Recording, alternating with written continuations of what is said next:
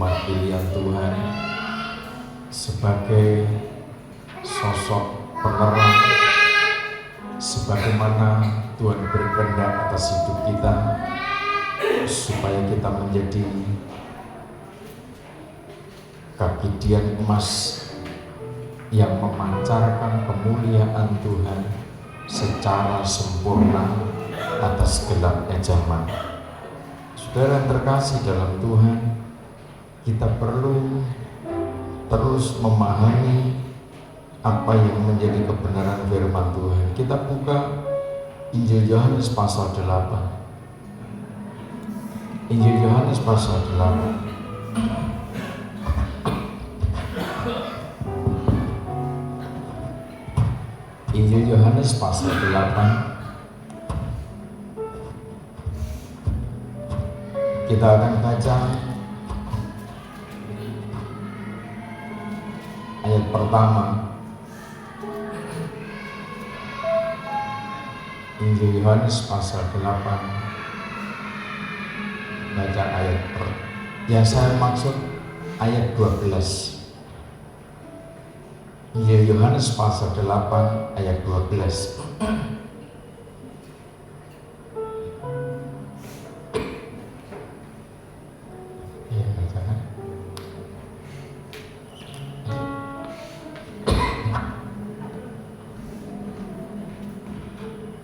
Kita akan memahami apa yang Tuhan kehendaki dalam hidup kita, sehingga ketika kita memahami kebenaran pengajaran firman Tuhan ini, kita tidak perlu bertanya-tanya harus bagaimana, kita harus kemana dalam situasi seperti akhir-akhir ini. Kita harus bertindak seperti apa? Nah, firman Tuhan itu sebenarnya sudah merupakan jawaban yang pasti, jadi tidak perlu kita bertanya-tanya. Injil Yohanes pasal 8 ayat 12. Ayat yang ke-12 mulai. Maka Yesus berkata pula kepada orang banyak, katanya, Akulah terang dunia, barang siapa mengikut aku, ia tidak akan berjalan dalam kegelapan, melainkan ia akan mempunyai terang hidup. Amin. Ketika manusia bertanya-tanya, ini harus bagaimana? Kita harus melakukan apa? Kita harus berbuat apa? Langkah apa yang harus kita ambil? Langkah apa yang harus kita kerjakan? Keputusan apa yang paling tepat di dalam situasi yang seperti ini? Pertanyaan-pertanyaan itu menggambarkan bahwa orang itu berada dalam situasi yang tidak ngerti jalan. Kenapa tidak ngerti jalan? Karena berada dalam kegelapan.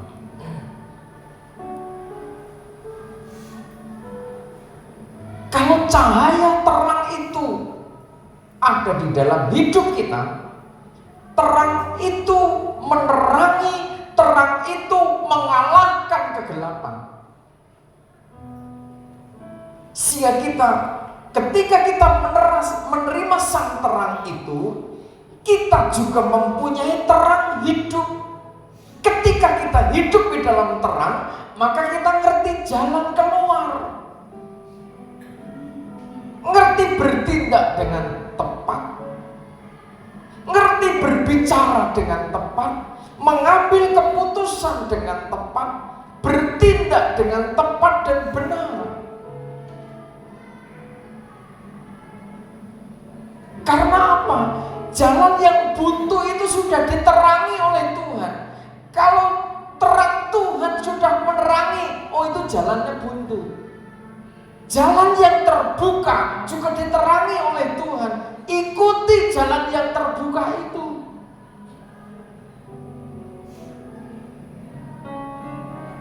Sudah ngerti kalau itu jalan buntu setelah saudara menerima terang. Saudara memaksakan diri untuk nabrak jalan buntu, untuk lewat jalan buntu. Tuhan sudah ngasih jawaban, tapi manusia cenderung berpikir, bertanya. Sementara pintu yang sudah terbuka itu sudah diterangi oleh terang kasih Tuhan. Ketika kita menerima hadirnya sang terang itu.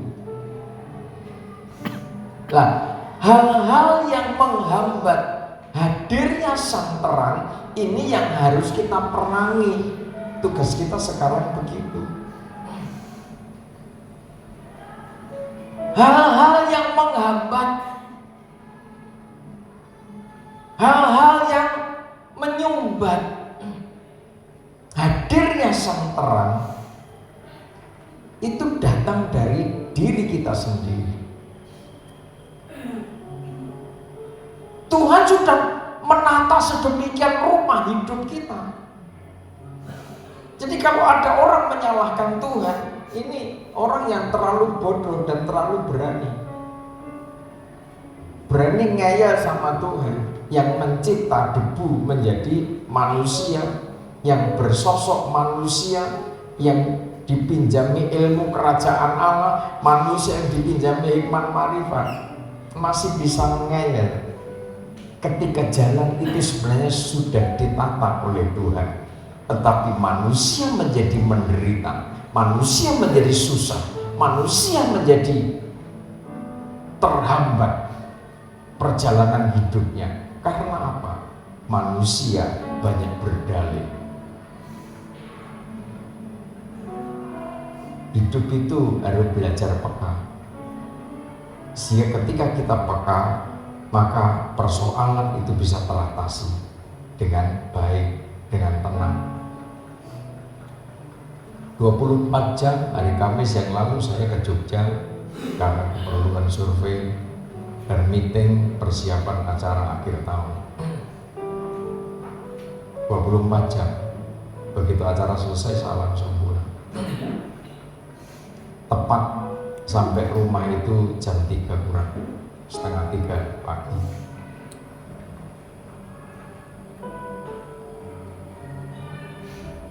Ketika pulang, Roh Kudus itu menuntun kami untuk lewat bawah ketika pulang. Jadi tidak lewat jalan tol. Kan sekarang sudah bisa naik lewat Prambanan. Di timurnya Prambanan sedikit kita sudah bisa masuk. Jadi ke Jogja itu cepat. Tapi saya tidak naik di gerbang tol Prambanan, kami lewat bawah. Ketika sampai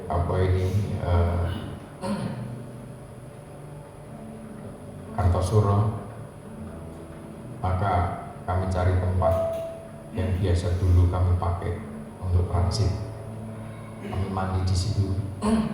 Setelah fresh, baru kami lanjutkan perjalanan. Sampai tengah kota, ada sesuatu yang aneh pada mobil. Maka saya bilang sama istri, minta minggir dulu. Ini ada yang aneh di mobil. Oh, kenapa toh? Masih ada yang aneh. Saya minggir persis di depan hotel. Ada space jalan untuk memang darurat begitu. Saya minggir. Saya buka kapnya, ternyata ada persoalan di sini. Saya tanya-tanya sama orang dekat situ. Oh, sebelah itu mas, ini mlebu sithik wonten bengkel. Setelah Pak Bengkel itu teknisi itu ngecek, waduh ini yang error ininya Pak. Tapi sudah tutup itu, jarak 50 meter tukang radiator itu tutup. Saya berpikir, wah bukanya jam 8 besok kira-kira jam 8 jam 9 buka. Besarung nginap dulu baru besok. Saya belajar tenang sambil ngedem mesin itu, ambil air kami masukkan di radiator. Sementara cadangan baterai di HP itu tinggal 15%. keduanya juga begitu.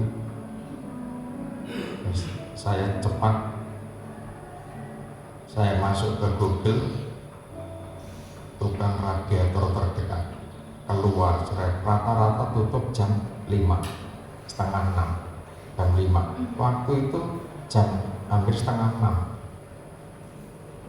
Saya buka, tutup. Bengkel radiator yang tutup itu, saya nekat, saya bel. Akhirnya saya sampaikan situasinya seperti itu. Oke mas, sebentar, saya siap-siap untuk ke situ. Mohon di Sherlock, ini sementara HP tadi 15% tinggal 12%, terus menyusut, langsung saya cepat-cepat Sherlock tempat itu. Nggak sampai setengah jam orang yang datang.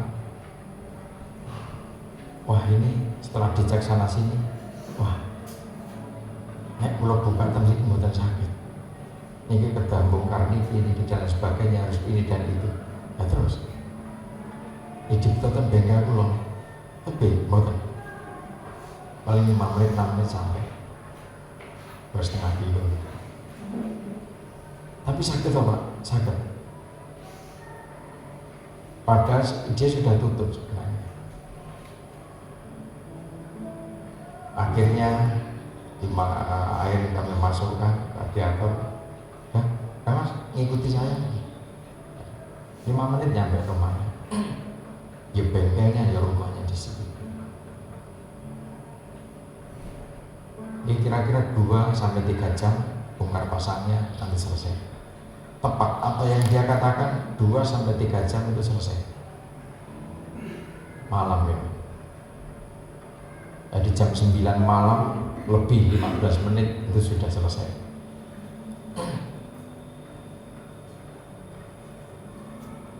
Apa yang bisa saudara ambil kesimpulan dari peristiwa itu? Kalau saya tidak dengar-dengaran suara Roh Kudus, bagaimana ketika peristiwa itu terjadi di jalan tol? Gitu ya?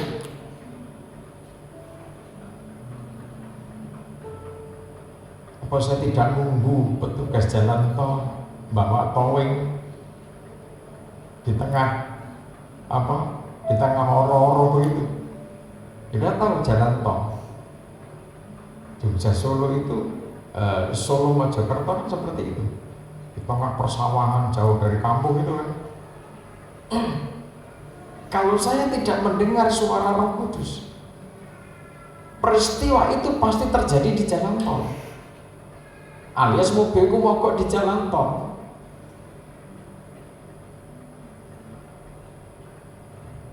Dua kali saya merasakan hal seperti itu. Yang dulu mobil Innova, kemarin sampai mobil yang kecil.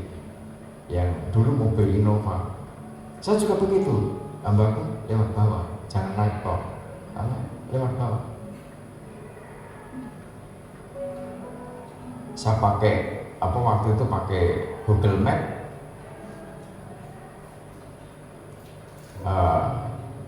exit tol Klaten, waktu itu masih Klaten, Solo belum buka. Saya itu dibawa ke tempat malah semakin jauh begitu kan. Lalu kan penasaran, loh ini Klaten sebelah kono, kota itu sebelah sana, kok saya dibawa jauh begitu. Akhirnya saya mikir, saya berhenti, saya cek ban itu kan, ban sebelah kiri belakang itu sudah sampai kawatnya itu sudah keluar, tinggal meletusnya saja. Jadi seperti digores begitu, seperti diiris pisau begitu. Dan kawat serabutnya dalam itu sudah keluar.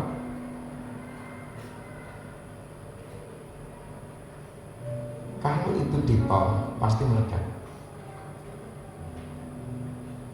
karena kecepatan tinggi, paling minimal kan 100, panas.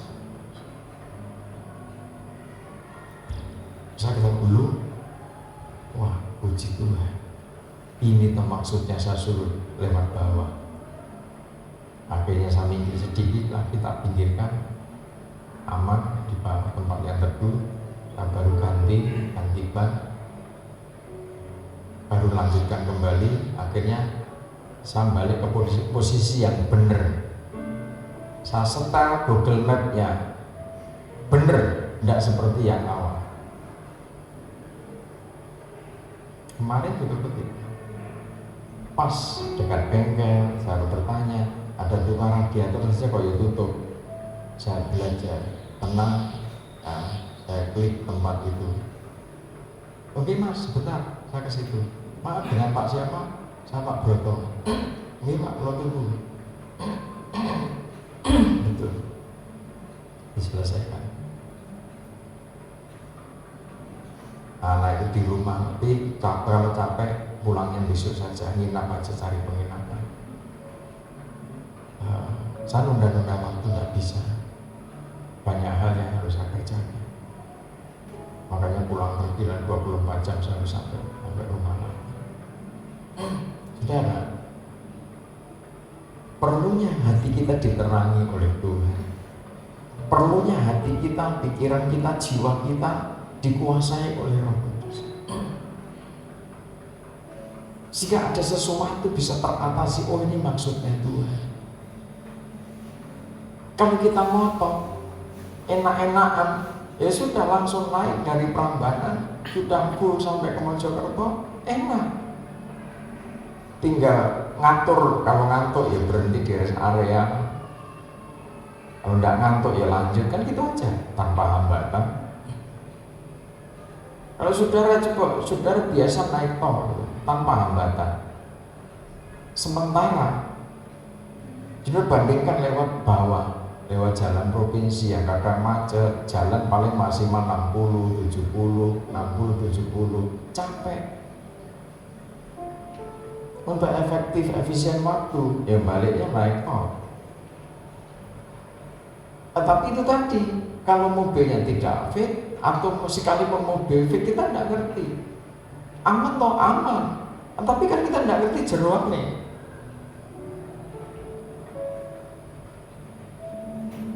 Bukan persoalan mobil lawas dan mobil baru. Tapi semua itu seizin Tuhan untuk mendidik kepekaan batin kita. Banyak kok mobil-mobil baru yang travel di tol, banyak.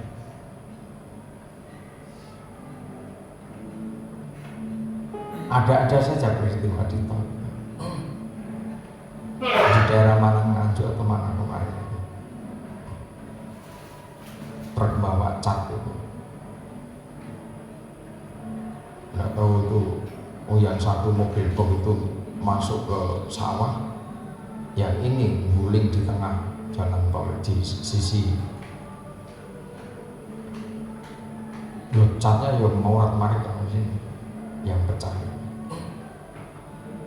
Jadi kalau kita tidak memiliki kepekaan batin untuk bisa menangkap maunya Tuhan, didikan Tuhan, peringatan dari Tuhan, kita seringkali justru malah ayel-ayelan, debat, diskusi panjang dengan pasangan saudara.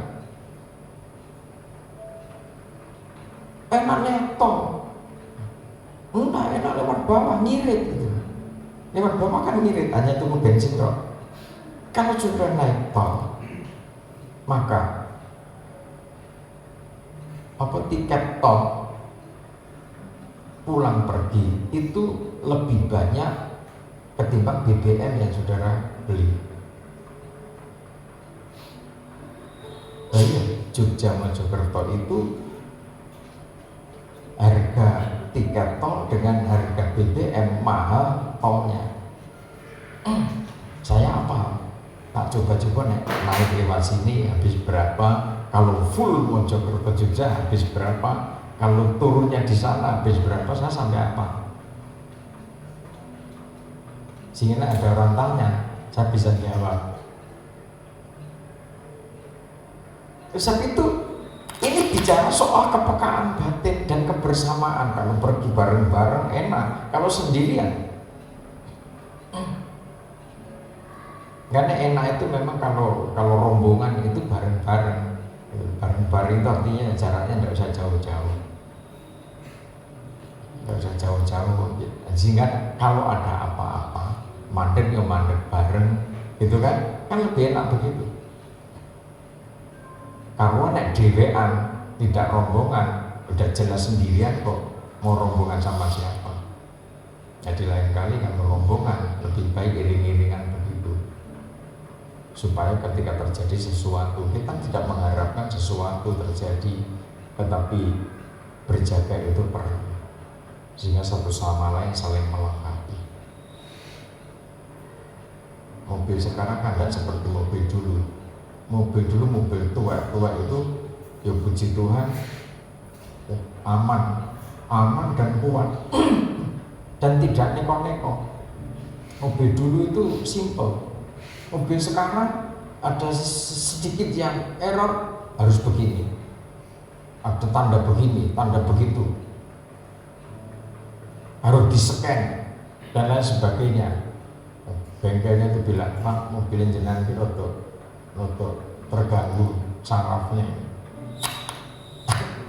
harus ada koneksi dengan icu. Icu itu kan otaknya mobil matic. Semua AC dan lain sebagainya itu kan terkoneksi dengan otaknya itu. Error sedikit nanti terkoneksi dengan situ.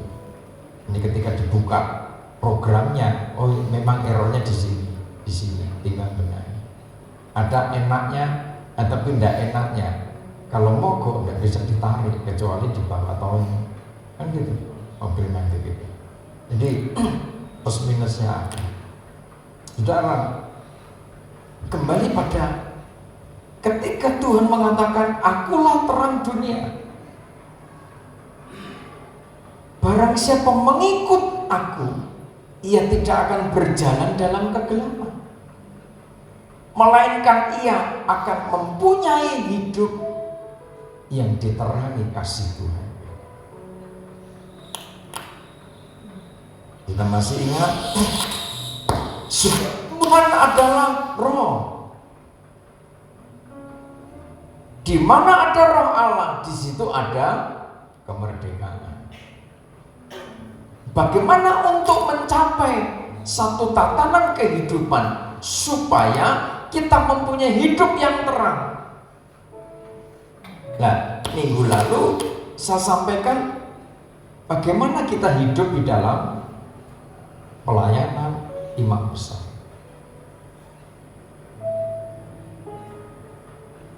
Tuhan sendiri yang melayani kemah sejati itu, yang mestinya kita tidak kuat, karena Tuhan Yesus sebagai imam besar, Dia tidak sekedar menuntut kita ini hidup di dalam terang. Tuhan tidak sekedar menuntut kita hidup di dalam kekudusan,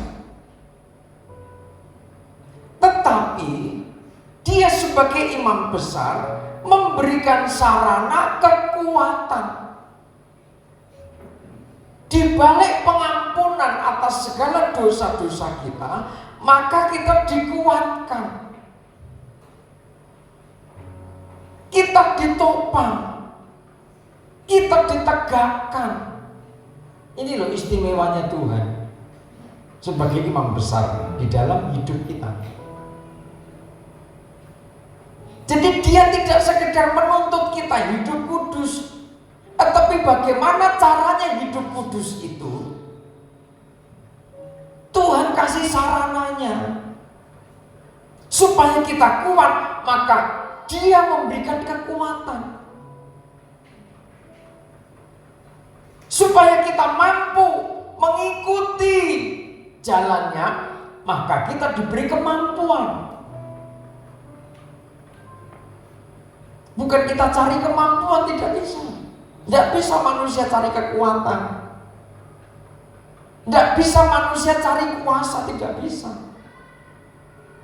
Kalau dari sumbernya itu sendiri tidak mengalirkan kuasa, maka manusia tidak akan menemukan kuasa itu.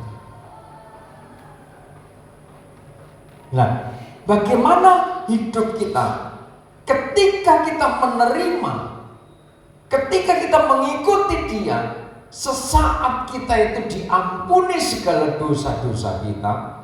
Ketika Dia tampil sebagai imam besar menyadarkan kita, kita jadi sadar diri, oh ya Tuhan, aku sudah terlampau dalam mengecewakan Tuhan. Aku sudah terlampau dalam mengecewakan anak, mengecewakan orang tua, mengecewakan istri, mengecewakan suami, mengecewakan sesama mungkin. Sebab semua orang berharap kita ini hidup baik, saudara hidup baik, saudara hidup dimuliakan. Tetapi yang terjadi malah sebaliknya. Ketika kita berada pada titik kesadaran, disitulah ada kuasa pengampunan. Tidak sebatas kuasa pengampunan berhenti sampai di situ. Dia mengampuni, Dia memberikan kekuatan. Dia mengampuni, Dia memulihkan kita. Dia paham manusia itu tidak punya kekuatan untuk dekat dengan Tuhan. Tuhan ngerti kalau manusia berdosa itu tidak punya kekuatan menjalani hidup. Kalau kita paham bahwa Tuhan itu sedemikian rupa menata hidup kita, melengkapi kita supaya kita ini tegak. Karena apa? Karena Dia sebagai imam besar sudah merasakan penderitaan manusia. Dikatakan firman Tuhan, Dia bukan sebagai imam besar yang tidak pernah merasakan penderitaan. Dia sebagai imam besar pernah merasakan penderitaan daging itu. Bagaimana harus taat kepada aturan Bapa, bagaimana harus nurut kepada aturan kerajaan surga demi manusia yang berdosa, demi kita semua. Saudara, ini power, ini kekuatan yang Tuhan alirkan, yang Tuhan transferkan pada kita. Biasanya kan manusia mau berkorban untuk orang yang baik-baik, kepada saudara, kepada orang yang menghargai saudara, kepada orang yang hormat kepada saudara, kepada orang yang baik kepada saudara, sehingga saudara punya nilai, aku utang budi dengan orang itu. Terus Tuhan melakukan pengorbanan yang sempurna untuk menyelamatkan saudara. Apa yang sudah pernah saudara buat untuk Tuhan sebelum saudara mengenal Tuhan? Sebelum saudara paham kebenaran, sebelum saudara paham tentang sembah di dalam roh dan kebenaran, perbuatan baik apa yang bisa melunakkan Tuhan yang pernah saudara kerjakan? Bukankah ketika kita sedang berdosa, ketika kita lemah, saat itu Dia berkorban untuk kita? Dia mati di kayu salib untuk kita. Dia menderita, Dia mau diam, Dia mau membisu, dicaci maki banyak orang, dicaci maki ahli Taurat, Dia diam. Itulah air kehidupan. Bisakah saudara diam dalam kondisi seperti itu? Coba belajar memahami kehendaknya Tuhan. Adakah saudara mau melakukan sebuah pengorbanan sebagaimana Kristus berkorban untuk saudara? Untuk orang yang mungkin paling menyesatkan saudara, untuk orang yang paling menjengkelkan saudara, untuk orang yang paling menyusahkan saudara, untuk orang yang seakan saudara nilai membuat saudara menderita. Apakah saudara paling tidak berdoa untuk orang-orang seperti itu?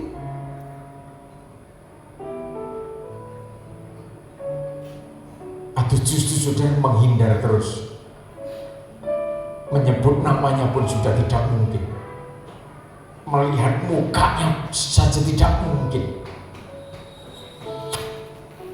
Terus di mana otoritas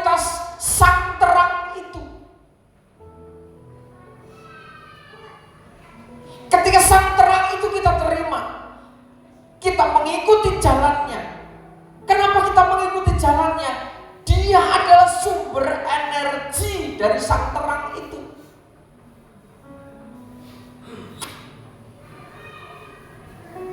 Lampu ini menyala. Bukan lampu ini berjuang untuk mencapai energinya, tetapi dari sumber energi dialirkan ke lampu, baru dia bisa menyala. Bukan lampu yang berusaha untuk mengalirkan energi, tetapi lampu ini menempatkan diri pada posisi yang sudah ditetapkan. Energi itu mengalir dari sumbernya. Kristus itu terang dunia. Dia sumber energi dari sang terang itu sendiri. Sumber energi dari pelita emas yang digadang-gadang, yang didambakan gereja Tuhan pada akhir zaman, tampil laksana sosok kaki dian emas yang memancarkan sinar terang secara sempurna.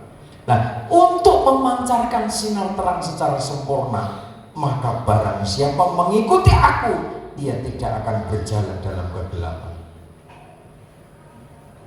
Untuk terbentuk menjadi sosok kaki dian emas, kita harus mengikuti jejak perjalanan imam besar. Kalau kita sampai saat ini ada karena support sistem kerajaan Allah sebagai imam besar terus dialirkan dalam hidup kita. Kalau tidak, maka hidup kita juga tidak lebih dari mereka yang setiap saat teriak-teriak menuntut keadilan.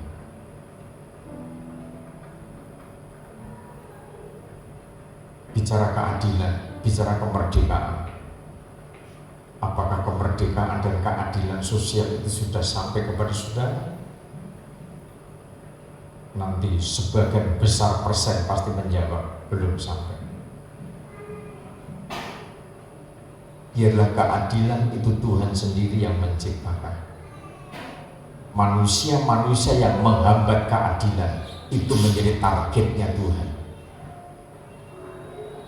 Sebab dunia ini sudah ditata oleh Tuhan.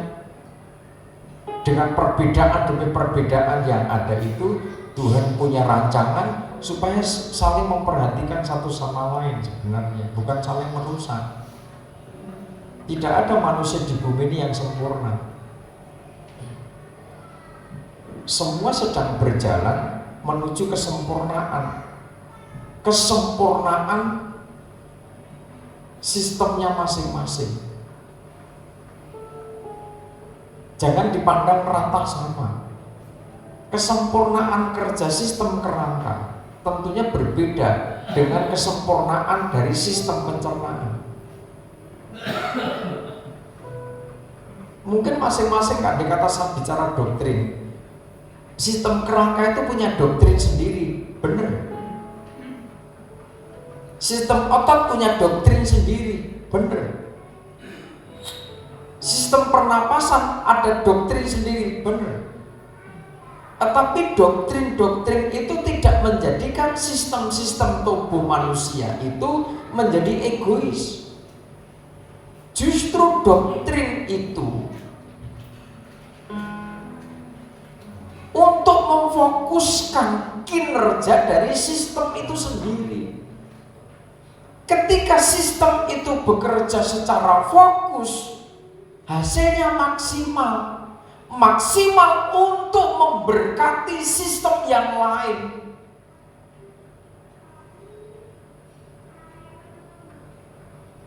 Lah, kalau di dalam tubuh kita ini tidak ada sistem kerangka, kita tidak bisa dikatakan tubuh.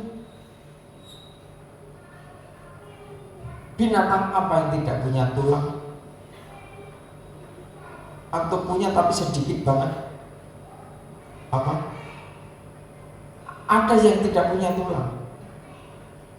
Apa?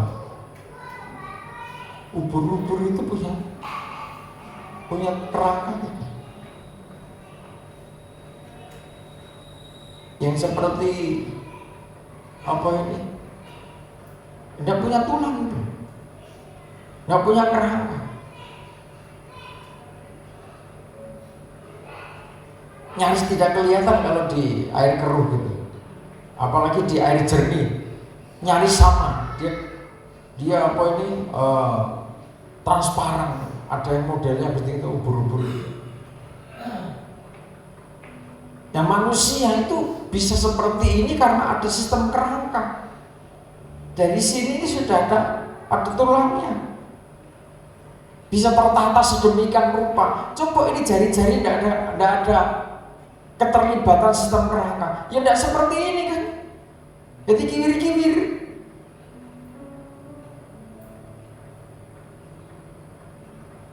Sudah bayangkan kalau tidak ada sistem kerangka, semua ini ngelimpruk. Maka saya katakan sistem kerangka punya doktrin sendiri, tetapi doktrinnya sistem kerangka untuk memberkati yang lain.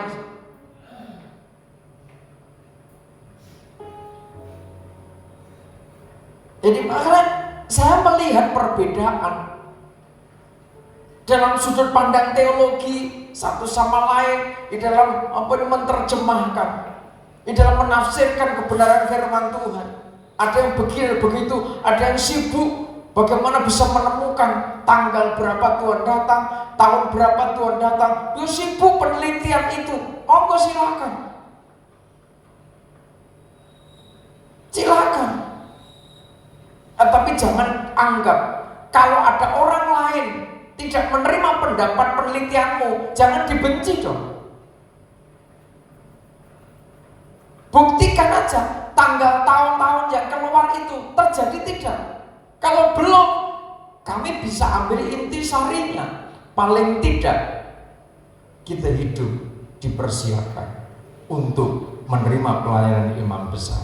Inti dari semuanya itu bahwa kita hidup mengikuti sang terang itu. Ketika orang berbicara, ini bulan September tahun 2025 ini sudah tanggal 14, kurang separuh lagi. Ada yang mengatakan akan terjadi ripce, harpazo bulan ini.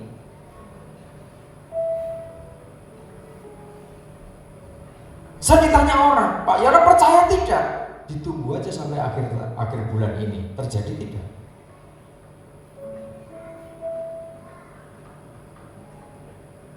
Orang boleh berbicara, silahkan.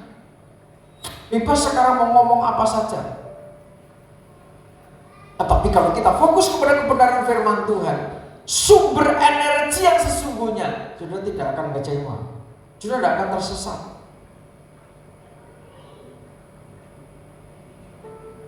Orang merasa besar, merasa kuat materinya, ngomong sakar PDW, silahkan. Tapi nek perkataanmu tidak dikehendaki Tuhan, kamu akan dibungkam Tuhan. Tuhan punya cara membungkam mulutmu. Sekalipun tokoh besar, sekalipun punya uang banyak, Tuhan punya cara. Sekalipun bicara hamba Tuhan yang senior mungkin, Tuhan punya cara. Ketika mungkin masih hidup tapi tidak bisa ngomong, mengubah undang-undang, mengubah ketetapan kerajaan surga. Jemaat SD duit, proklamasikan, deklarasikan, perpuluhan tidak relevan. Gereja tidak usah bayar perpuluhan, buah sulung, persembahan, tidak usah. Ketika kamu masih miskin, hamba Tuhan kecil belum punya apa-apa, kamu dengan kuatnya mengatakan perpuluhan. Tetapi ketika sudah kaya punya uang, undang-undang, ketetapan Tuhan kamu ubah semaunya sendiri. Bertanggung jawab pada kerajaan surga. Mulutmu akan dibungkam Tuhan menjadi bisu. Otakmu tidak normal lagi. otakmu salah. Salah berpikir tentang kebenaran firman Tuhan. Jadi kalau saudara banyak mendengar firman Tuhan kepada ini, kepada di YouTube dan lain sebagainya, hati-hati. Jangan ditangkap sebagai kebenaran yang mutlak. Belajarlah pengajaran yang sesungguhnya, yang murni seperti kristal, sehingga sudah tidak terjebak. Mungkin sudah kagum dengan tokoh-tokoh yang muncul di YouTube, silakan. Yang kalian kagumi itu mengubah undang-undang, mengubah ketetapan Tuhan. Terus gimana? Urusannya Tuhan, sudah tidak usah ikut-ikut. Amin. Kita tidak usah ikut-ikut. Tuhan nanti yang urusi. Makanya menyampaikan kebenaran firman Tuhan itu tidak boleh diakali. Untuk membenarkan dirimu sendiri sebagai pembicara, maka sudah pakai ayat yang enak, yang tidak kena dalam dirimu sendiri. Tidak bisa begitu. Firman itu mengerjakan pembicara, mengerjakan semuanya, mengoreksi semuanya, sehingga kemuliaan hadirat Tuhan itu juga menjadi bagian kita semua. Tuhan itu sumbernya energi dari kemuliaan gereja Tuhan yang didambakan menjadi sosok pelita emas. Oleh sebab itu, ketika orang itu, saudara kalau baca Matius pasal 5 ayat 13 seterusnya, kan dan terang dunia itu dikatakan ayat yang 16 itu, demikianlah hendaknya terangmu bercahaya di depan orang, supaya mereka melihat perbuatanmu yang baik dan memuliakan Bapamu di surga. Ketika kita mengikuti jalannya sang terang, maka kita ini sedang memuliakan Bapa kita di surga. Ketika kita sedang melakukan perbuatan yang baik, yang benar, maka kita sedang memuliakan Bapa kita di surga. Jadi memuliakan Tuhan itu tidak sebatas pada pujian, kidung, mazmur. Bukan sebatas itu saja, tetapi memuliakan Tuhan dengan satu tindakan nyata, melakukan ketetapan Tuhan, melakukan kehendaknya Tuhan. Nah sekarang Lukas pasal 11. Lukas pasal 11. Lukas pasal 11. Sekarang Lukas pasal 11. Baca ayat 33 mulai.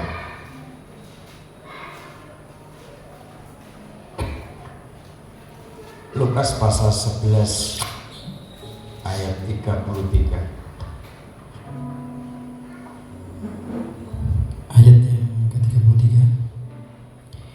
Tidak seorang pun yang menyalakan pelita lalu meletakkannya di kolong rumah atau di bawah gantang, melainkan di atas kaki dia, supaya semua orang yang masuk dapat melihat cahayanya. Ya, kalau pelita itu dinyalakan, apa untungnya, apa faedahnya? Kalau ditaruh di kolong rumah atau di bawah gantang, ada istilah peribahasa katak dalam tempurung. Nah, ini pelita di bawah kolong rumah, pelita di bawah gantang. Dikatakan melainkan di atas kaki dia, supaya semua orang yang masuk dapat melihat cahayanya. 34. Matamu adalah pelita tubuhmu. Jika matamu baik, teranglah seluruh tubuhmu. Tetapi jika matamu jahat, gelaplah tubuhmu. Mata adalah pelita tubuh. Jadi ini bicara pandangan hidup, persepsi, asumsi. Itu datangnya dari mana? Dari mata. Kalau dari telinga belum akurat, telinga mendengar kesaksian orang, mendengar cerita orang, mungkin saudara belum yakin. Tapi ketika saudara melihat dengan mata saudara, maka saudara punya asumsi. Saudara punya penafsiran yang berbeda. Saudara punya analisa, padahal belum ngomong langsung. Nah, pandangan hidup. Sehingga setelah melihat maka pola pikir saudara akan akan diubah, akan terpengaruh oleh sesuatu yang saudara lihat. Oleh sebab itu, bagaimana cara pandang kita supaya setelah kita melihat sesuatu, ketika kita punya pandangan hidup, maka pandangan hidupmu itu menjadikan seluruh tubuhmu terang. Tapi ketika pandangan hidupmu berdampak pada gelapnya seluruh tubuhmu, berarti bukan dari Roh Kudus. Kalau pandangan hidupmu, persepsimu, penafsiranmu, analisamu membuat situasi tidak damai, tidak sejahtera, berarti itu bukan dari Roh Kudus. Sekalipun saudara mengatakan hidup dalam Roh, sekalipun seakan-akan pakai bahasa malaikat, tetapi kalau dampaknya seluruh tubuhmu gelap, pikiranmu juga jadi ikut gelap, orang lain tidak damai, orang lain tidak tenang, terintimidasi. Kalau saudara ibadah merasa ada tekanan yang membuat hatimu tidak damai, sejahtera, saudara perlu self control pertama. Yang kedua, yang membuat hatimu tidak damai itu dari dirimu sendiri atau dari orang.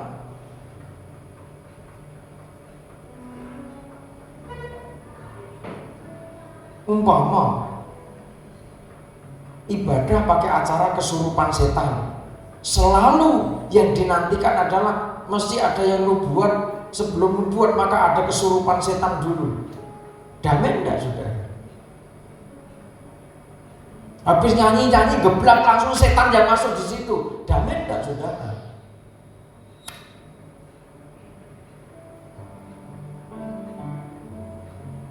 Kristen mula-mula kan seperti itu. Kristen mula-mula itu Kristen kanak-kanak yang masih rawan kesurupan setan. Habis bertobat, dibaptis, lahir baru, setannya keluar. Dari jauh melihat setan yang keluar tadi mencari tempat perteduhan. Tidak dapat. Setelah tidak dapat tempat yang baru, maka dia melirik tempat yang lama yang dulu pernah ditempati itu. Wah, kok resih? Habis dibaptis kan bersih, belum ada Roh Kudus masuk ke situ. Lah, maka setan yang satu itu ngajak tetangganya, sehingga menjadi 7 setan masuk ke situ. Bahkan penguasa-penguasa dunia gelap, termasuk Lucifer sisa, diajak merenung. Bisa terjadi begitu kalau buka peluang. Ini ibadahnya Kristen kanak-kanak. Habis baptis air, tidak menerima pengurapan Roh Kudus, tidak menerima sang terang, ya pasti setan yang masuk. Bukan Roh Kudus, bukan sang terang yang menguasai hidupnya, tapi iblis. Sekalipun habis joget-joget, habis memuliakan Tuhan, habis menyembah Tuhan, sesaat setan masuk. Dimanapun juga orang seperti itu, kalau tidak bertobat, hati-hati. Kalau pembinasa keji sudah berdiri, ibadah Allah.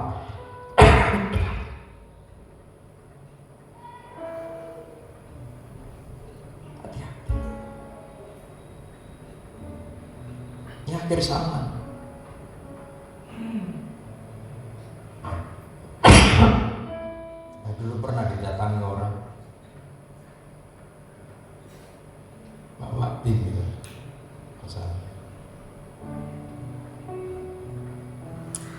Gembala Suwe itu dilihat.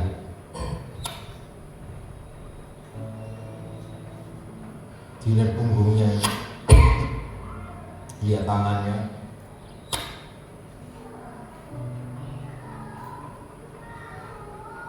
Katanya apa? Oh, ini ada setannya, ini banyak ini. Yang jenis ini, setan jenis ini. Ini loh kelihatan Pak, di kulitnya itu loh kelihatan itu loh. Ya toh, itu manusia seperti itu.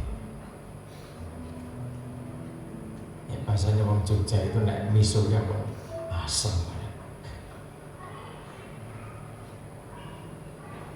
Ini loh Pak gambarnya, gambar setan ini. Hati-hati, ini akhir sama. Yang aneh-aneh itu banyak. Matamu adalah pelita tubuhmu. Jika matamu baik, teranglah seluruh tubuhmu. Ketika pandangan hidup kita terhadap pelayanan imam besar yang menyucikan kita, yang menegur kita, negur pun ada aturannya. Alkitab sudah ngatur bagaimana caranya negur, mengingatkan.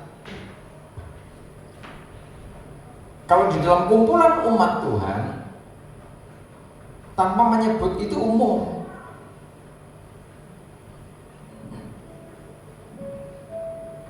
Nabiah yang bernubuat pun juga ada aturannya. Karena sentimen, karena sakit hati, langsung bahasa roh, langsung bernubuat. Sini kamu, iya kamu, yo sini. Kamu memang anak yang seperti ini ya, nggak bisa seperti ini. Roh Kudus tidak akan melanggar etika, sopan santun kerajaan Allah. Semua ada aturannya.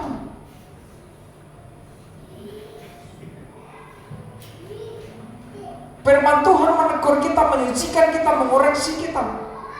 Tinggal kita masing-masing sesuai porsinya kita tangkap. Itu bagianku, oh ini bagianku, oh ini bagianku. Dalam waktu 1 jam itu, saudara punya bagian sendiri-sendiri.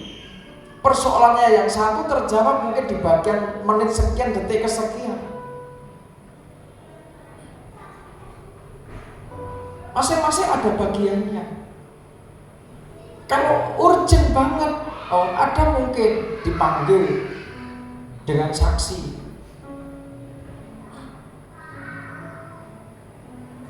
Atau dipanggil 4 mata. Dipanggil 4 mata enggak, maka harus ada saksi. Itu ada aturannya. Jadi kerajaan surga itu kerajaan yang betul-betul menjaga etika, menjaga satu sistem yang betul-betul dihargai oleh kerajaan surga, tidak sembarangan. Makanya nubuat-nubuat, orang sudah bernubuat sembarangan, nanti berisiko. Negur sakarepe dhewe. Roh Kudus pakai, biasanya kalau itu Roh Kudus pakai bahasa umum. Yang merasakan nanti akan merasa, akan menangkap pesan itu tanpa menyebut nama saudara satu persatu. Menyebut namanya, ini begini, kamu begini, tapi sebelum ibadah sudah diceritakan. Bukan membuat, itu namanya dibuat-buat itu. Habis tengkar di belakang, nanti pas ibadah ditegur lewat nubuat, padahal bertengkar di belakang. Kamu keras kepala ya, si Anu itu sebutkan. Kamu memang keras kepala, kamu harus bertobat. Kamu jangan berbantah-bantah, kamu jangan ngeyel ya. Tadi habis tengkar masalahnya di belakang sana. Tidak bisa seperti itu ibadah. Korintus itu murat-marit, ruwet ibadahnya, ruwet sakramennya, ruwet keluarganya, ruwet persekutuannya. Tetapi oleh Rasul Paulus didandani setahun demi setahun. Sehingga Korintus menjadi jemaat yang diperkenan Tuhan, memahami rancangan Tuhan. Saudara, teranglah seluruh tubuhmu ketika pandangan hidupmu terang.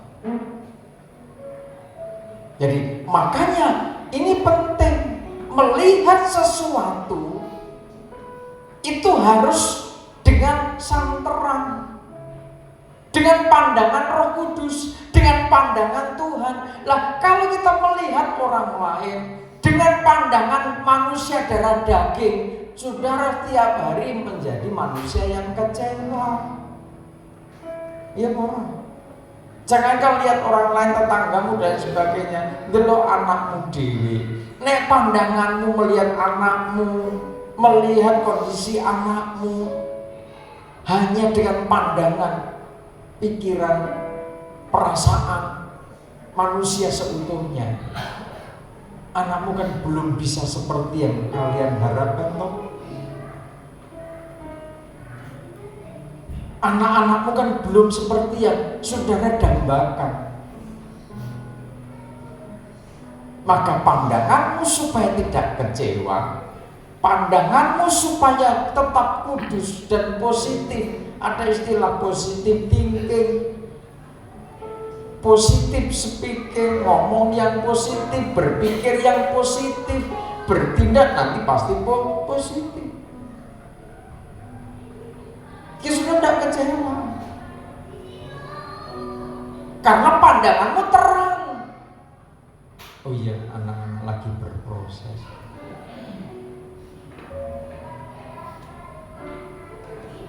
Orang tua itu yang ngeri sedap loh. Melihat apa ini, kadang tayangan-tayangan di Facebook, ada anak-anak durhaka. Bagaimana ketika orang tua itu mengandung saudara, membesarkan saudara dengan tanpa kenal waktu, tanpa kenal lelah. Jika ketika ini orang yang berjuang untuk menghantar saudara menjadi anak-anak yang ganteng dan cantik itu sudah betul-betul tua, saya lihat itu ngeri di video itu. Yang tua ini dipukuli sama anaknya. Kalau begini saya pengen mati aja. Cepat dan mau mati, tidak apa-apa. Cepat mati aja. Tua mau dipukuli dulu, teriak-teriak. Tidak tahu siapa yang nyoteng, seperti orang lain.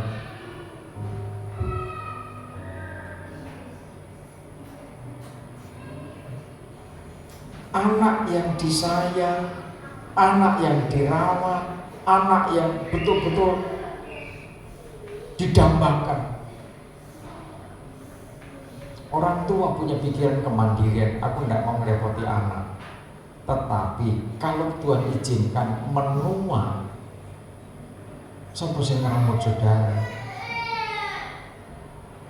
Anak-anak kepikiran kan?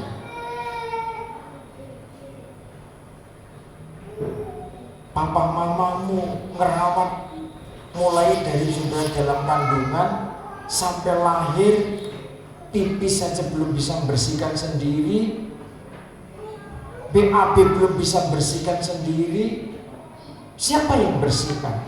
Makan belum bisa makan sendiri. Siapa yang nyuapi? Berpikirlah balik. Bagaimana ketika Tuhan izinkan suatu saat saudara roh nyuapi pak mamamu, papamu.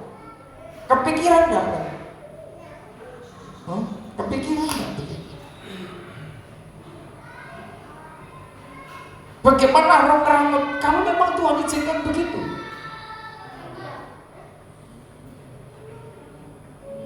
Makanya baik-baiklah hiduplah. Kita tidak ngerti kok. Ojo ngeyel-ngeyelan persoalan yang sepele-sepele. Dan jangan merasa, manusia itu jangan merasa, oh bisa semua, bisa mengatasi sendiri. Ada saatnya sudah tidak bisa mengatasi dirimu sendiri. Siapa yang mau mengatasi saudara? Yang mau ngurusi dirimu sendiri siapa? Yang mau ngurusi badanmu siapa?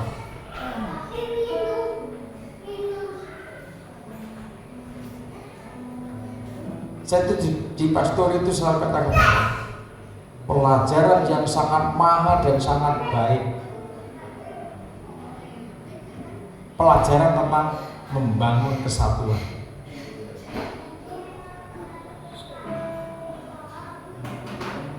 Manusia itu masih sehat, masih ganteng, masih cantik, masih sok ngeyel. Tuh debat awalnya ngomong enak-enak, itu lama-kelamaan jadi tidak enak.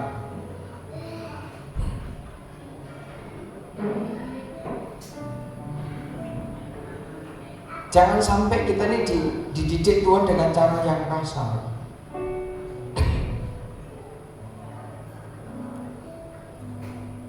Bagaimana saya memahamkan satu sama lain untuk kita menerima dan kita mengampuni demi kesatuan tubuh Kristus. Makanya anak dengan orang tua dengan anak, ojo ya anak yang baik-baik saja. Sebab ada saatnya kalau Tuhan izinkan, kita tidak bisa ngangkat tangan sendiri aja, tidak bisa. Ketika saudara masih punya anak, ini pengajaran. Saudara masih punya anak, saudara sebagai anak merasa berhasil, oh sukses, aku buka perusahaan atau aku kerja di perusahaan, aku sukses, aku bisa ngurusi diriku sendiri. Tapi kalau saudara tidak bisa ngurusi orang tuanya,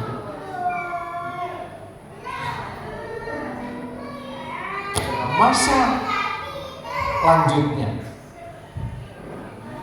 ngurusi ini tidak harus bersama-sama tiap hari. Kan ada yang seperti betul-betul menolak orang tua. Kalau kita bicara sang terang, kalau matamu terang, maka seluruh tubuhmu terang. Saya percaya Bapak Ibu punya prinsip, aku tidak mau merepoti anak, kalau sudah punya keluarga sendiri.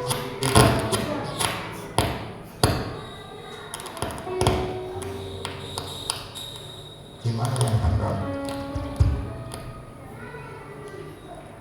Tapi ketika situasi terjadi,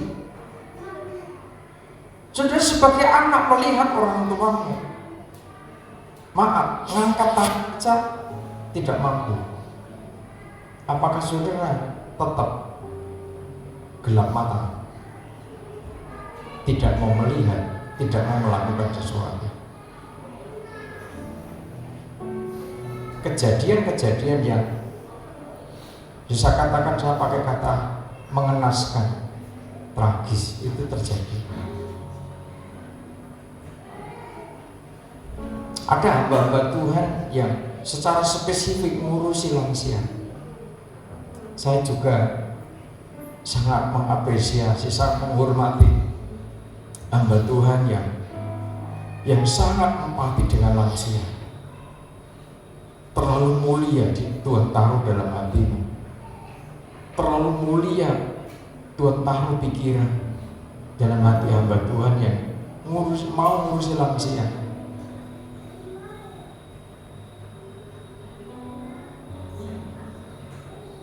Dan ada di Mojokerto ini ada rekan hamba Tuhan yang ngurusi. Saya salut. Saudara,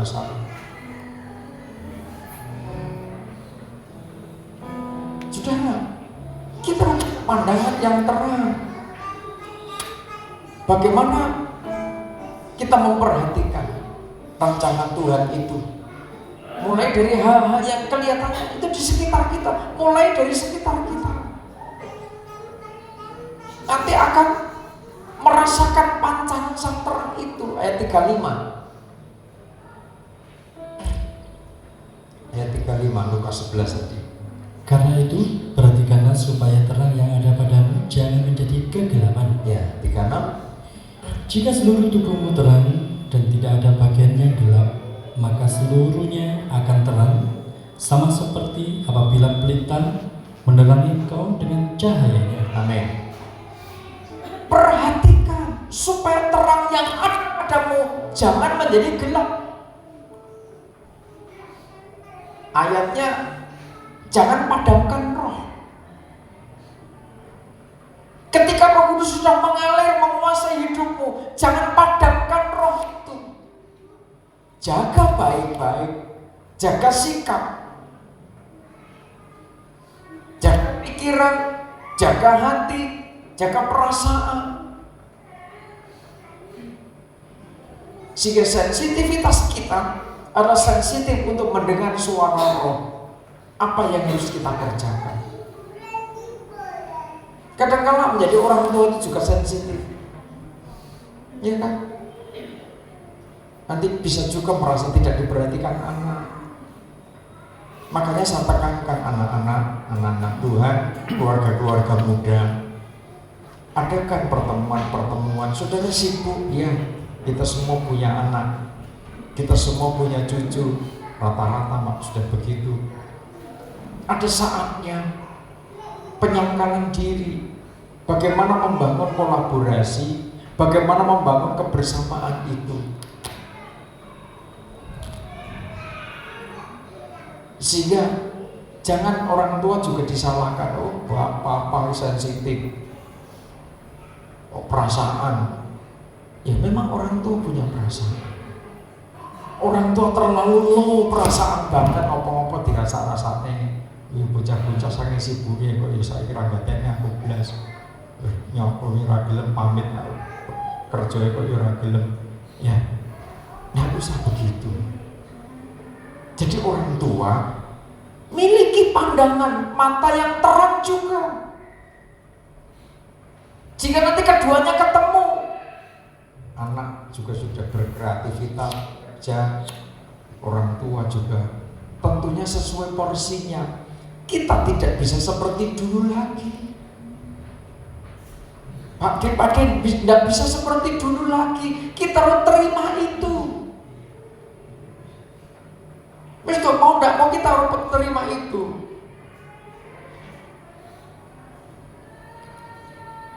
Sehingga ketika kita bisa melihat kondisi pandangan kita terang, maka seluruh tubuh kita terang. Seluruh tubuh kita terang itu, nah, kita juga sehat, kita diberi kekuatan, kita diberi kemampuan. Saya bersyukur melihat saudara para penatua masih apa boleh katakan masih aktif lah.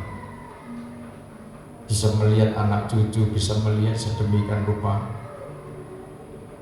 Tim keluarga muda ini bisa bergerak setahap demi setahap. Ini bukan sesuatu yang biasa, tapi ini luar biasa. Bagian kita sebagai orang tua kita ambil. Posisi saudara sebagai orang tua, penatua, banyak sembahyang, banyak naikkan syafaat kepada mereka. Andai kata saudara punya keinginan tentang sedap-sedapnya kehidupan ini, makanan yang enak, makanan yang sedap, mana? Sejauh mana sedapnya makanan? Apalagi kalau dokter sudah katakan, Pak, udah 50 ke atas, ini kurangi, gula kurangi. Mau makan bebas seperti dulu lagi kan tidak bisa. Yang dirindukan orang tua bagaimana ketika pandangan hidup kita terang, seluruh tubuh Kristus, seluruh keluarga bisa membangun kebersamaan sehingga memahami satu sama lain. Anak sekarang ketika bicara mungkin tidak seperti dulu. Bagaimana orang Jawa ngomong dengan tata bahasa yang begitu santun. Bagaimana anak muda dengan orang tua dengan bahasa yang begitu, wah, hati-hati banget. Jangan kaget kalau generasi sekarang mungkin kalimatnya tidak seperti kalimat yang saudara dulu terima dari ayah saudara. Kalau kita menuntut mereka ke belakang sana, nah mereka generasinya sudah beda. Oleh sebab itu memahami bagaimana membangun keseluruhan tubuh kita sehingga pelita itu menerangi engkau, dengan cahayanya yang luar biasa. Jadi kalau kita ini betul-betul hidup dalam kuasa Roh Kudus, pasti tidak ada perpecahan. Yang menjadi perpecahan itu kalau orang ngomong Roh Kudus, tetapi dipaksakan Roh Kudus untuk mengikuti keinginannya. Bukan manusia mengikuti keinginan Roh Kudus, tetapi Roh Kudus dipaksa supaya nuruti keinginan manusia. Ini yang jadi masalah kan di situ. Ketika ada manusia yang mengubah undang-undang, mengubah ketetapan, mencemarkan penduduk bumi, ini yang jadi masalah.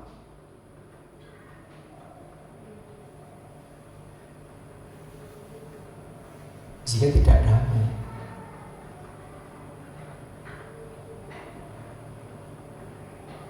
Oleh sebab itu, jangan padamkan roh. Jika seluruh tubuhmu terang dan tidak ada bagian yang gelap, seluruhnya akan terang. Ini kekuatan Roh Kudus. Kekuatan imam besar itu membersihkan. Lah, ketika kita dibersihkan, kita dilengkapi dengan kekuatan untuk berada dalam posisinya Roh Kudus. Jadi Tuhan itu melengkapi kita itu begitu begitu teliti, begitu jeli, dengan tujuan supaya tidak ada celah untuk kita dikalahkan oleh maut lagi. Tapi kita sudah dimerdekakan. Roma pasal 8. Mari, Roma pasal 8. Dibaca mulai ayat pertama.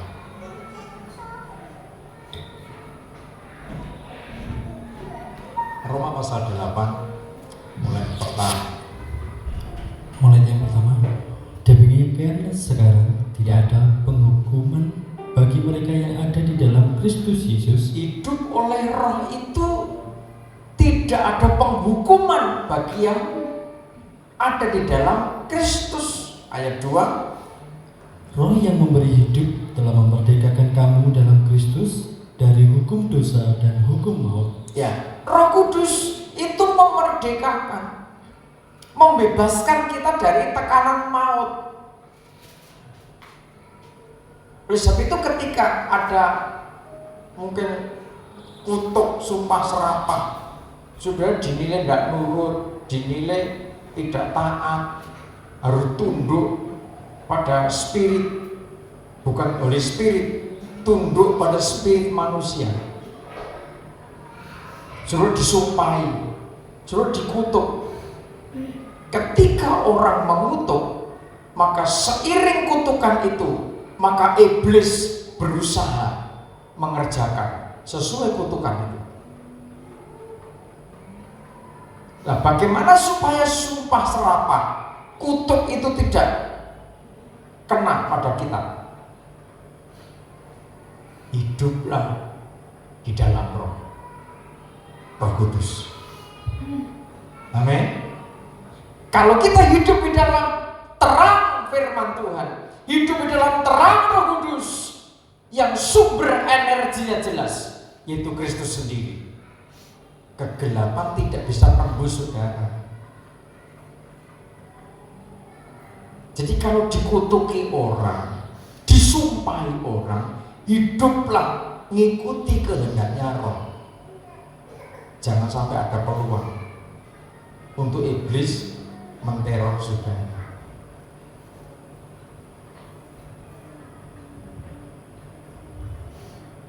Jadi kalau kutuk sumpah serapah itu berulang-ulang, apalagi itu dikatakan oleh seorang pendeta, wah, pendeta edan, pendeta gila, tidak ngerti tugas. Hukuman itu hanya Tuhan, pembalasan itu hanya Tuhan. Tugas kita hamba Tuhan itu menyampaikan kebenaran, mengalirkan kekuatan surga itu. Sebab apa yang tidak mungkin dilakukan hukum Taurat karena tak berdaya oleh daging telah dilakukan oleh Allah dengan jalan mengutus anaknya sendiri dalam daging yang serupa dengan daging yang dikuasai dosa karena dosa. Ia telah menjatuhkan hukuman atas dosa di dalam daging, ya, supaya tuntutan hukum Taurat digenapi di dalam kita yang tidak hidup menurut daging tetapi menurut roh. ya, sebab Mereka yang hidup menurut daging memikirkan hal-hal yang dari daging, mereka yang hidup menurut roh memikirkan hal-hal yang dari roh. ya, bukan berarti ketika kita dikuasai roh terus tidak berpikir, tidak memelihara sesuatu yang lahiriah. Tetapi orang-orang yang dikuasai roh, dikuasai sang terang, bisa memanage keinginan hawa nafsu daging, bisa terkendali. Keinginan hawa nafsu daging bisa dimatikan, sehingga kondisi tubuh manusia daging itu dimanfaatkan, dikuasai roh untuk kemuliaan Tuhan. Perbuatan-perbuatan kita untuk memuliakan Tuhan, bukan untuk tunduk pada dosa lagi. Jadi kalau kita berpikir, memikirkan hal-hal yang roh, jangan samakan kerajaan surga itu seperti yang di bumi. Yang di bumi itu materi, uang, duit itu ada di dunia. Tapi kalau di surga itu tidak ada duit. Jangan ada yang berpikir bahwa di surga sana mbah buyutmu itu nyetak duit, bekerja keras, nanti akan datang bawa duit. Lah ini sudah parah kalau begini. Percaya tidak saudara, di surga itu ada percetakan duit, terus mbah buyutmu akan datang suatu saat bawa duit gue bayar utangmu. Coba saya percaya angkat tangan. Kalau ada angkat tangan, silakan angkat kaki. Percaya atau boleh?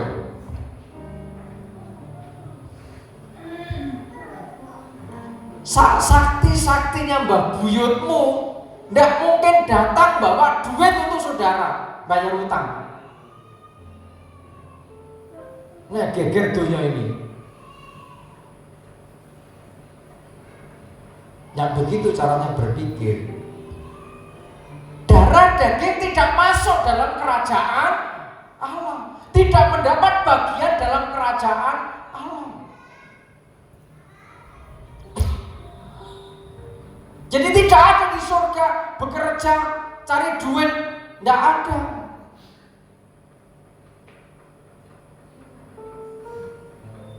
Ada orang Farisi bertanya tentang nikah.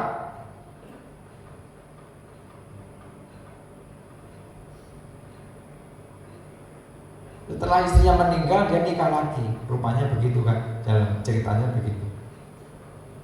Farisi bertanya begini sama Tuhan, Tuhan, nanti ketika di surga, yang sah yang mana? Istri ke satu atau istri kedua? Pusing kan, sudah jawabnya gimana? Di surga itu bukan persoalan darah daging. Itu alamnya sudah alam roh.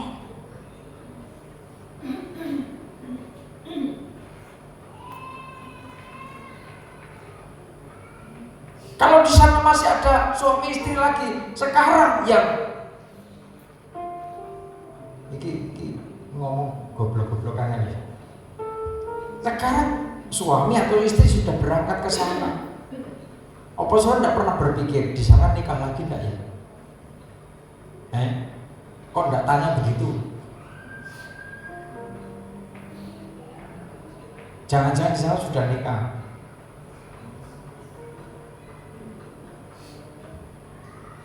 Surga itu ojo dipaksa seperti dunia.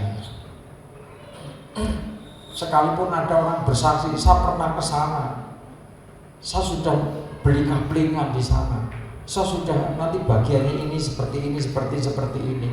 Itu kan pikiranmu. Pikiran Tuhan itu tidak seperti pikiran kita. Amin. Udahlah, selesaikan dulu tugas di bumi.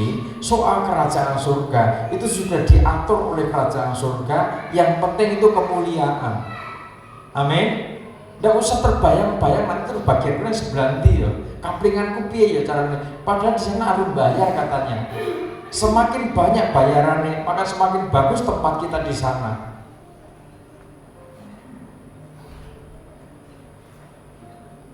Nah, apa beda ning donya miskin di sana juga miskin? Piye ning ngono kuwi? Tidak bisa seperti itu. Udah, jangan pikir aneh-aneh dulu, tetapi kita kerjakan tugas kita di bumi. Karena keinginan daging adalah maut, terus tetapi keinginan roh adalah hidup dan damai sejahtera. Nah, kalau hidupmu terang, pandanganmu terang, hidup di dalam roh. Keinginan roh itu adalah hidup dan damai sejahtera. Saudara harus damai. Damai dengan lingkungan, sehingga tenang saudara. Jangan di mana-mana damai sajalah. Jangan cari musuh.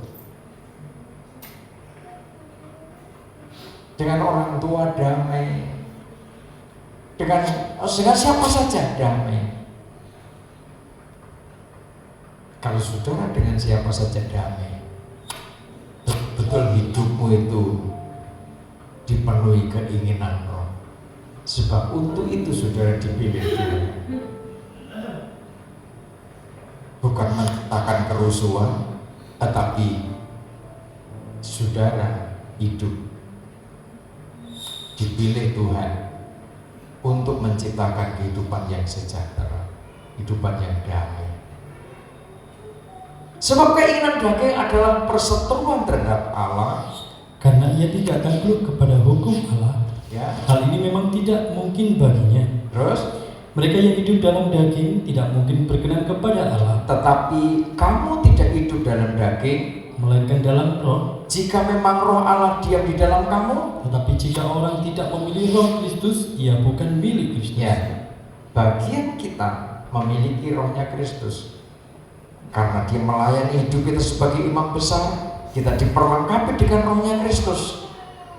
Dikatakan, tetapi jika Kristus ada dalam kamu, maka tubuh memang mati karena dosa, Tetapi roh adalah kehidupan oleh karena kebenaran. dan jika roh dia, Roh Kudus, Yang telah membangkitkan Yesus dari antara orang mati, diam di dalam kamu, maka ia yang telah membangkitkan Kristus Yesus dari antara orang mati akan menghidupkan juga tubuhmu yang fana itu oleh rohnya yang diam di dalam kamu. ya, jadi saudara-saudara, Kita adalah orang berhutang, tetapi bukan kepada daging, supaya hidup menurut daging. sebab jika kamu hidup menurut daging, Kamu akan mati. tetapi jika oleh roh kamu mematikan perbuatan-perbuatan tubuhmu, Kamu akan hidup. ya, semua orang yang dipimpin roh Allah, Adalah anak Allah. sebab kamu tidak menerima roh perbudakan yang membuat kamu menjadi takut lagi, Tetapi kamu telah menerima roh yang menjadikan kamu anak Allah. Oleh roh itu kita berseru, ya Aba, ya Bapa. ada kedekatan. Roh Kudus itu membawa hidup saudara dalam suasana yang dekat dengan Bapa, dekat dengan kerajaan Allah. Ini yang menjadikan hidupmu tercipta suasana damai sejahtera. Jangan buka peluang untuk iblis masuk sehingga meresahkan jiwamu, membuat jiwamu tidak tenang, membuat pikiranmu kacau, membuat hatimu tidak damai. Jaga baik-baik. Kedekatan dengan Tuhan itu sudah diciptakan, ditata sedemikian rupa. Roh itu bersaksi bersama-sama dengan roh kita, Bahwa kita adalah anak-anak Allah. dan jika kita adalah, Maka kita juga adalah ahli waris. Maksudnya orang-orang yang berhak menerima janji-janji Allah, yang akan menerimanya bersama-sama dengan Kristus, yaitu jika kita menderita bersama-sama dengan Dia, supaya kita juga dipermuliakan bersama-sama dengan Dia. ya, ketika dia sumber energi sang terang itu kita ikuti, maka hidup kita diperlengkapi dengan kuasa pengurapan Roh Kudus. Kuasa pengurapan Roh Kudus itu terus membawa kita dekat dengan Bapa. Ketika kita dekat dengan Bapa, maka kita ini dikatakan juga sebagai ahli waris yang berhak menerima janji Bapa, kehidupan yang kekal itu. Kiranya Tuhan Yesus memberkati.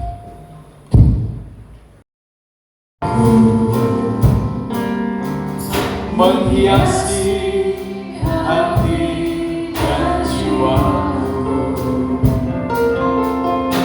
tak dapat hidup tanpa kasih-Mu, Tuhan.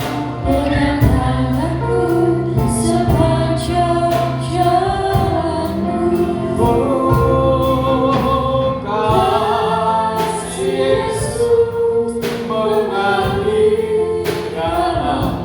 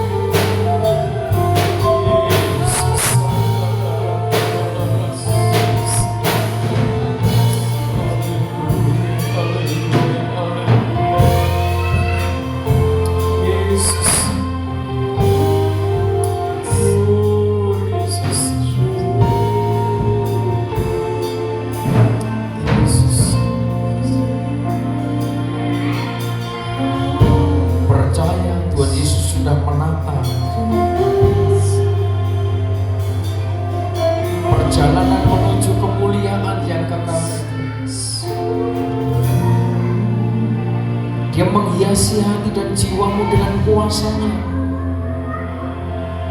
Dia menghiasi hati dan jiwamu dengan kekuatannya.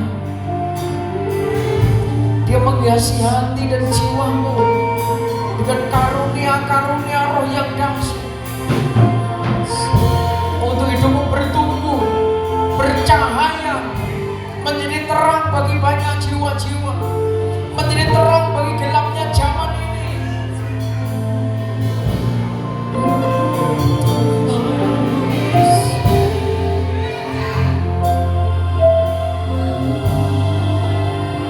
Dia membawa hidupmu dekat dengan Bapa.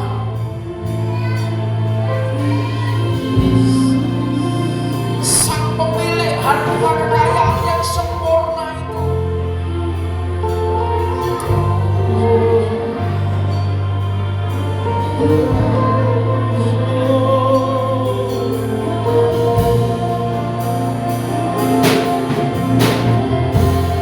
Biarlah hidupmu dikuasai Roh Kudus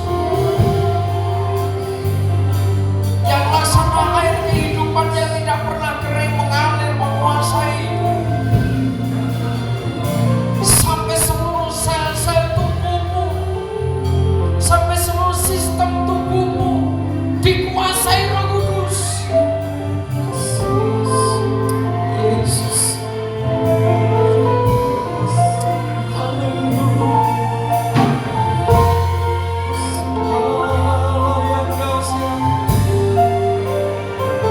Roh Kudus.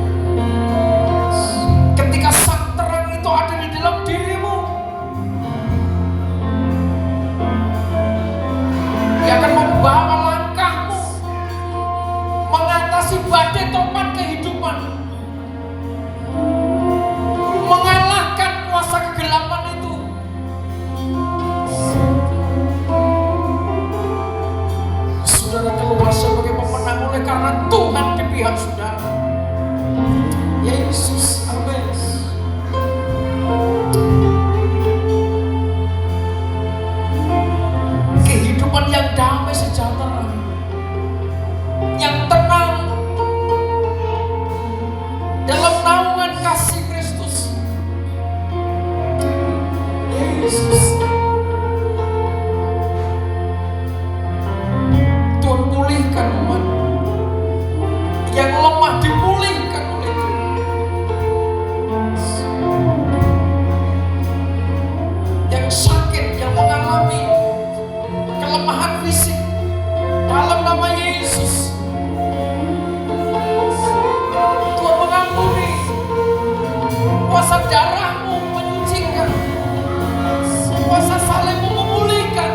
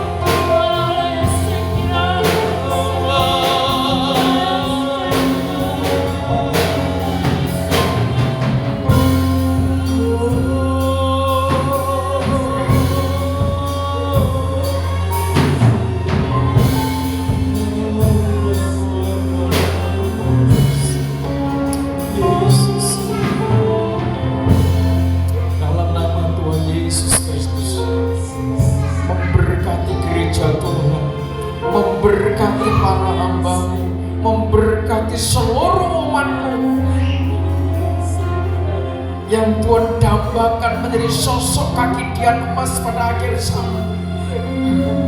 Dalam otoritas kuasa pengurapan Roh Kudus, dalam nama Yesus.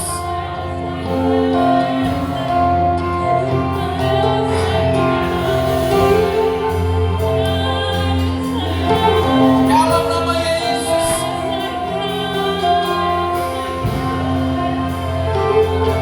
Kuasa-Mu tidak bisa dihambat oleh kekuatan apapun.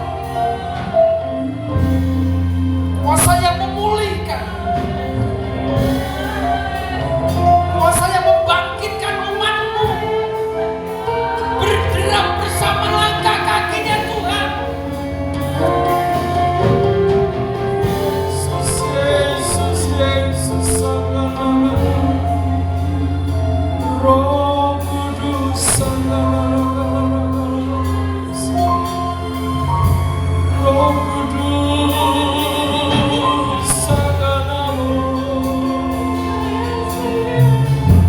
semua diperlengkapi oleh Tuhan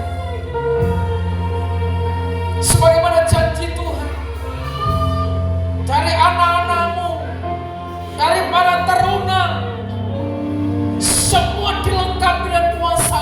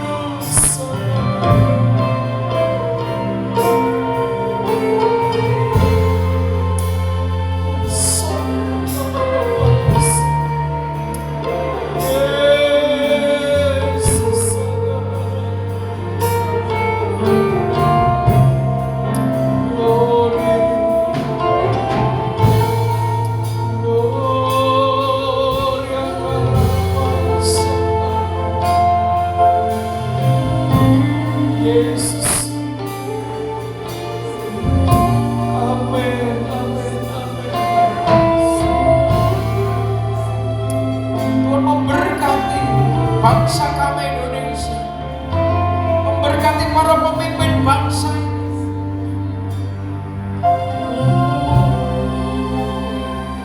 Berikan roh yang takut akan Tuhan, berikan roh yang bijaksana mengelola bangsa ini. Haleluya Yesus. Memberkati bumi Majapahit,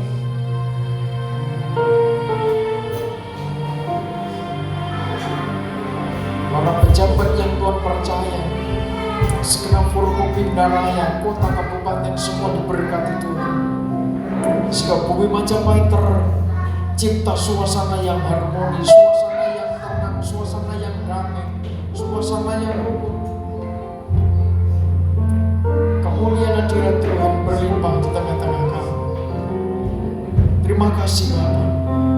Dalam nama Tuhan Yesus Kristus, kami terima berkat-berkat, kami terima perlindungan, kami terima kuasa untuk menyatakan, untuk menciptakan suasana yang damai sebagaimana Tuhan kehendaki. Di dalam nama Tuhan Yesus Kristus.